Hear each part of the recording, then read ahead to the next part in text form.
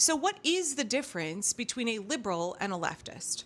I think with the primary elections last night, this discourse is really being pushed to the forefront. That distinction really matters more than ever. I mean, it mattered a lot to a lot of us for a long time, but I think with this kind of Tea Party style takeover of the Democratic Party, with these growing pains, with the evolution of the Democratic Party to become more leftist, and let's be clear, there is no far left party in the United States at all. Liberal Democrats are center right, and we're seeing more progressive Democrats are just slightly left. There is more of this renewed conversation of what is the actual difference between a liberal and a leftist. And a couple of days ago, my 21-year-old who is studying abroad in the UK called me on WhatsApp and she said, "Mom, I really want to talk about this. I want to talk about this distinction between a liberal and a leftist because I had an interaction that really highlighted it for me." She said, "Well, first I got to talk about Foucault and flock cameras." She's like, "You need to make a video about Foucault and discipline and punish and flock cameras and the surveillance state." So I will get to that next. I have notes B. I promise I will get to it next. But I want to talk about two experiences that she's had that have really highlighted that distinction. Why is it important? I saw the Lincoln Project and Brian Tyler Cohen talking about how it's infighting in the Democratic Party to have these differences, that we're always beefing with each other. And I don't think that it is infighting. I've talked pretty extensively about how allergic we are to conflict. We don't know how to have healthy conflict. Conflict is really, really normal. And there's a lot of toxic positivity, and there is a lack of distress tolerance in Democratic politics or left-leaning politics. Like, we can't have any disagreement or that becomes infighting, and we have to keep the peace even though it is an artificial peace, right? Even though what is happening underneath is a denial of these really, really crucially important issues that we need to wrestle. We need to be wrestling publicly with them. A lack of disagreement converts into a lack of progress, right? Conflict is how we grow. Healthy conflict is how we grow. If you want to dive a little bit deeper into that subject, go watch my video on dishonest harmony, because the Democratic Party has a really big problem with dishonest harmony. I think the United States in general does. But I don't see these growing pains. I don't see this evolution, this conflict between liberals and leftists. I don't see that as infighting. I see that as necessary work to get us to where we need to go, even though it's really uncomfortable. It doesn't always feel good to be in disagreement with somebody, especially when we all have a common adversary. We all have a common oppressor, which is not just Donald Trump, it's the oligarchy. A couple of years ago, my kid got invited to this, whatever, it was supposed to be prestigious dinner for youth in Portland who wanted to be civically involved. And the keynote speaker was the first woman governor of Oregon. Bea got invited because she'd done a lot of volunteering, political advocacy, volunteering, and then was also really involved in mock trial, was a captain of her mock trial team in high school. And so she went to this dinner and she was told, "You can ask a question of the first woman governor of Oregon." And she was like, "Yes." And they said, "Actually, here's the card. You can ask her this specific question. You can read this question." And Bea was like, "Well, what if I want to ask my own question? What if I have my own ideas about what I want to ask?" I said, "Nope, you can ask this question or nothing." And so the question she was given, which, first of all, how emblematic of gubernatorial politics in the Democratic Party in Oregon. Anyway, so the question she was given was, "Governor, what do you think the youth should do if they want to get involved in political change?" And what do you think? What do you think the former governor said? She said, "You should go vote." Okay, hold that thought for a minute. A couple of days ago, Bea and her cohort in London went to go see a film. Okay, I had to go look it up. It was at the Barbican, and it is a months-long Pan-Africanism cinema festival that is happening in London.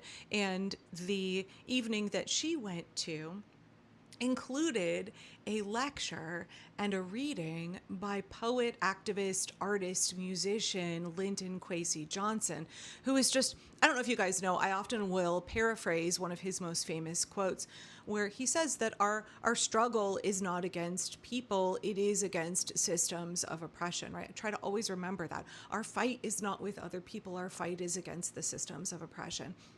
So first of all, I was like, what do you mean you got to go hear him speak and read his poetry? But there was a period in this session where students got to stand up and ask him questions. And what do you think one of those questions was? What do you think one of those questions was? A student stood up and said, "Sir, what would your advice be to youth today who want to get involved in resisting fascism?" Right? The same question, essentially, that B had to ask our former governor here in Oregon. What is your advice to the youth who want to get involved in politics, in shaping a better world, and resisting fascism? And do you know what Linton said? It was not go vote. What he said was, if you want to work to resist fascism, you need to organize. So after B told me this story, she said, that's it. That's the difference between liberals and leftists. Liberals want you to have faith in the system, that the system can save you. Just vote, just participate in the system, and everything will be okay, right? But leftists have faith that we can change the system, that we together can organize and change the system. Liberals want you to have faith in the system. Leftists have faith that we, the people, can change the system. My kid is so fucking brilliant. I'm telling you, you guys, one of the greatest joys of being a parent of now 3 adult children and 1 teenager is that you get to see them grow up and become the people that they were always meant to be. I am constantly challenged by my children. I'm constantly being educated and constantly being corrected and exposed to new ideas from my kids, new ways of seeing the world, right? I very much believe that the youth are doing good things, but this renewed energy in American politics, I think this very much youth-led progressive movement, whether it's DSA or progressive Democrats, that is very much led by young people who are energized, who are fed up and energized. They've got that combination of anger and hope, that necessary combination of anger and hope, and they are willing to step up. They're understanding that electoralism alone cannot save us. Voting is a really crucial component of getting us out of this mess. Voting is one of the ways that we express our will, right? It's one of the ways that we work to get representation in government. But currently we live in a country where foreign governments, corporations, and the billionaires, they have representation in government and the people don't. And it requires organizing by the people on a local level all across the country for us to get that kind of change. It's not just voting on its own. I've said in a couple of videos lately that, I understand why people were angry in the 2024 election, that we were presented with only 2 choices, an establishment Democrat who had some progressive ideas, right, and a literal fascist. And that folks opted out of voting for Kamala Harris. And my position then was, well, we are at a moment where we have to work with the pieces that are on the board. These are our only options. These are the pieces on the board. But it doesn't always have to be like that. And what we're seeing now is that folks understand, wait a minute, if we start much earlier in the game, we can position different pieces on the board so that when we get to a general election, our choices are not 2 cheeks of the same butt. Our choices are not continuing to have faith that the system will do right by us when it has not thus far. Instead, we can put people up for election who will work for us, people who are part of our collective organizing and thus will be part of our collective liberation. So voting is crucial, but it requires starting much, much earlier by organizing locally, changing people's hearts and minds, informing them of what policies we can bring about, what kinds of change we can bring about, listening to people's lived experience and helping people believe that they deserve more, helping all of us learn to dream bigger, and then supporting grassroots candidates who will bring about that change, bring about that better future for all of us. The folks who will work to dismantle the system. So I hope that is helpful. I understand that leftism starts with anti-capitalism, right? Absolutely. But I think B is also incredibly correct in that distinction. The system has been oppressing and harming us for so long.